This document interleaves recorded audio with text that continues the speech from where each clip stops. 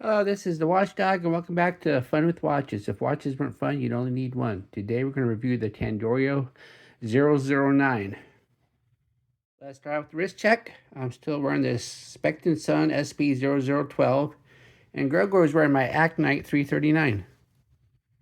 Grogu said he noticed that Han Solo was limping a little bit. He asked him if anything was wrong. He said, "Don't worry about it, kid. It's just an old war injury." Grogu asked him if he was shot by a stormtrooper. Han said, "No, it's just a little freezer burn."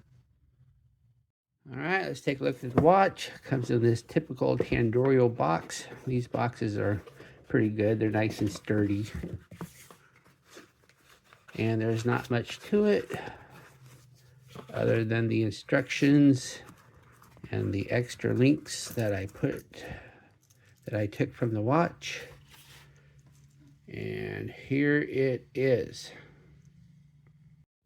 The Seiko SKX is a legend among affordable dive watches, as for a while it was one of the cheapest ways to get an automatic dive watch that was actually ISO 6425 certified. Then a few years back, Seiko decided that all of their divers watches would go under their Prospect lineup, and they discontinued the SKX because I think they didn't consider it prospects worthy. As a consolidation, they used the basic design and layout for their non-diver Seiko 5 lineup, which upset quite a few watch enthusiasts as they saw it as Seiko throwing them a bone. You can still find brand new SKXs with dealers, but that will run you a good $900. The watch is clearly not worth that much, but some people still have fond memories of owning one and are willing to shell out that much for something that was a $200 watch. This Tandorio is an obvious homage to the SKX as it has the same case size and overall layout. Noticeable differences is that they went for the NH35 movement, which does not have the day of the week. However, this is still an improvement over the 7S26 movement of the SKX, which doesn't hand wind or hack. You're also not getting ISO 6425 certification, even though it has that apostrophe S on the dial.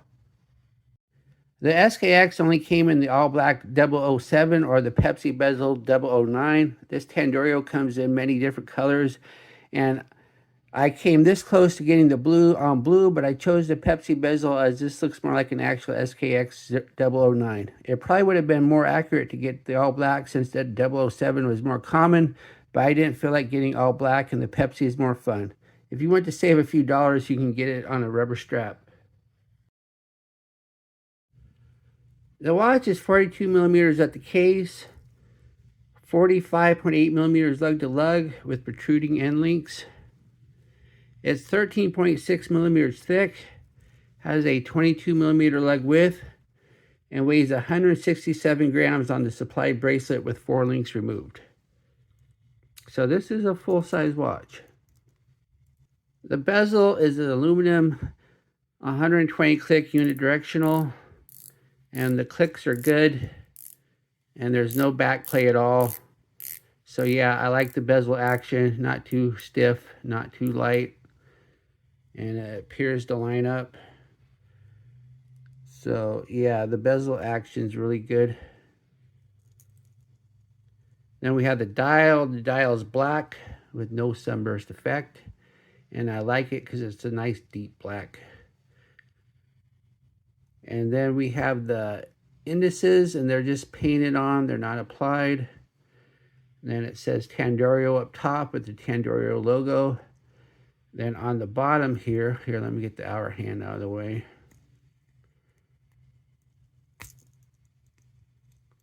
On the bottom here, it says automatic, and then it says divers with an apostrophe S, 200 meters. Well, that's a mistake because you can't put apostrophe S on your divers unless it's an actual ISO 6425 certified watch.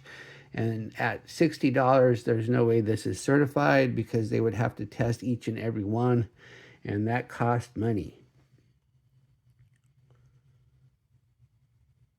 Then we have the hands. The hands look like a Seiko with the arrow tip minute hand and the almost cathedral style hour hand, but it doesn't have the actual lines in it. And then we have the lollipop second hand, where the lollipop is the counterbalance and not the tip. And everything is loomed, as you'll see in the loom test later. We have a date at the 3 and no Cyclops. And once again, this is an NH35, so there is no day. Most the Seiko SKX plus the Seiko 5s that they based it on do have a day date complication. So it's kind of too bad that they didn't go with an NH36 with the day, just for if you're going to homage an SKX and homage an SKX. But they did not do that. I mean, it's no big deal. I always know what day of the week it is, but I never usually know what day of the month it is. So the day of the month is just a lot more useful. Then we have an unsigned screw down crown. The thread action's fine. You don't feel a lot of resistance, and it pops nicely. When you go to screw it back down, though, because of the crown guards, it's a little bit difficult to get it started. But that's because of the crown guard, not the threads. But once it gets started, it goes in just fine. So I like that. The SKX had these crown guards, so they just did it for accuracy.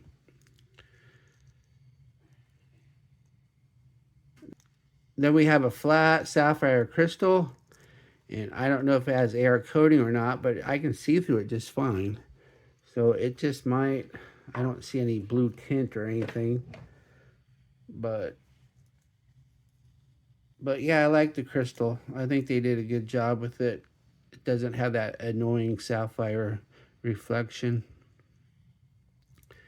Then we have the case. This is a cushion case where it's kind of all one piece, where you don't really see the lugs as a separate piece of the watch. And the nice thing about that, it seems to keep the lug to lug nice and short. It's at 46 millimeters. That's pretty short. It does have the protruding end links though, so that kind of lengthens it a little bit. But yeah, the case is just fine.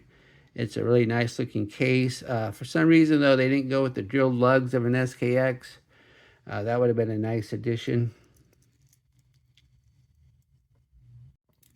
Then we have a screw down case back. It says automatic movement, all stainless steel, 200 meters water resistant, sapphire crystal. So it's a decent enough case back. It does not have a display, and that's fine with me. Who wants to see an NH35? They're a great movement, but they're not exactly pretty movement. Then once again, under the case back is the NH35 movement. This is the go-to movement of automatic watches in this price range. It's a 24 joule, 3 hertz movement that hand winds, hacks, and has a bidirectional rotor. And once again, I consider this an upgrade to the 7S26 movement on the SKX, which does not hand wind or hack. They're usually fairly accurate right off the shelf, but I'm sure Tandorio does not regulate them when they put them together, so you kind of get what you get. So let's see what this one is doing. Here it is on the Timegrapher. As you can see, we have some pretty good numbers here. +9, +8, +7. No beat error at all. Decent amplitude. So yeah, this one's running pretty good. So I'm happy with it. The bracelet is a 5-link. I gotta train myself not to use the J word. Of course, Rolex would give me a cease and desist letter. Unlike the trademark troll that owns the NATO trademark, I don't know how that ever happened. Obviously, they're not part of the North Atlantic Treaty Organization, so how that ever got approved, I'll never know. I'm sure money was involved. But we have solid end links. And then we have push pin adjusters, not screw pins. As I always say, I'm perfectly happy with push pins. I think they're easier, and I never have to worry about them falling out like I do screw pins, because I've had several screw pins come out on me. Then we have a clasp. The clasp is just your basic pressed clasp. This is about as cheap as, not as cheap as you can get, because I've seen cheaper. In fact, if I was going to keep this watch, I'd probably get a new clasp for it. I mean, it works. It has 3 holes of micro adjust, but it's just nothing special. Here's the watch on my 7.5-inch wrist. I think it looks really nice. That red and blue of the Pepsi bezel really stands out. I like this so much better than the black bezel. Yeah, it sits there. It's a little chunky. It's over 13 millimeters, so. But then again, that's the shape of the SKX, and they nailed that. Here we are in the Lume room. Just wearing the watch, it looked like it has some pretty good lume, but then I noticed that the hands seem to be underperforming compared to the rest of it. So I have a feeling that this is going to be one of those AliExpress watches where the hands just don't keep up with the indexes, but let's see. As we speed at the time, we see, yeah, that is the case. The indices are really good. Good glow on the indices, but look at those hands and that lume pip. They're already fading really fast. So it's a lot like a Pagani design where you see really good index lume, but the hands just are not up to snuff. I don't know why they even bother with the good indices, because the hands are what's important. If you can't see the hands, you can't tell the time. What do I like about this watch? Well, they nailed the look of the and feel of the SKX. I like the good bezel action, and I like this cushion case. I think it has a nice short lug to lug. What are my gripes and groans? The hand lume is significantly weaker than the index lume. I wish they would have used an NH36 so it had a day like the real SKX. And it doesn't have drilled lugs like a real SKX either. That would have been a nice addition. Do I recommend this watch? Yes, this watch will scratch that SKX itch without breaking the bank. Yeah, it's not a certified diver, but you were never going to dive with it anyway. So if you just like the good look and feel of an SKX, this one is for you. Well, thank you for watching my review of the Tandorio 009, and I will be back with another review. Be sure and like and subscribe to my channel. Bye.